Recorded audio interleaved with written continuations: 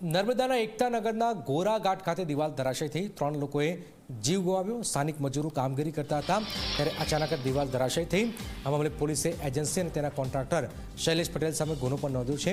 Police આરોપીની શોધખોળ કરી રહી છે। આ તરફ ધારાસભ્ય દર્શના દેશમુખ ચૈતર વસાવા પર મૃતકોના પરિવારજનો સાથે મુલાકાત કરી મૃતકોના પરિવારને 50 લાખ રૂપિયાની સહાયની જાહેરાત કરવામાં આવી છે। નર્મદા નિગમ તરફથી મૃતકના પરિવારમાંથી 18 વર્ષની ઉપરના વ્યક્તિને નોકરી આપવાની પણ જાહેરાત કરાઈ છે।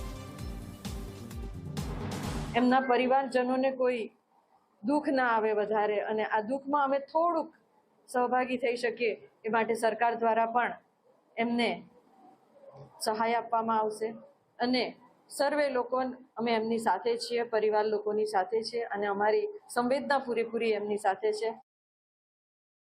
આગેવાનો ચંદ્રકાંતભાઈ છે, દક્ષાબેન છે, બધા જ લોકો ભેગા મળીને આ પરિવાર પર જે આવી પડેલી વિપત્તિ છે એમને કમાનારો એકને એક યુવાન દીકરાઓનું જ્યારે મૃત્યુ થયું છે અને એ એસઓયુ સત્તામંડળ અને એજન્સીના બેદરકારીના કારણે આ થયું છે, ત્યારે એમના પરિવારને આ આવી પડેલી આપત્તિમાંથી બહાર લાવવા માટે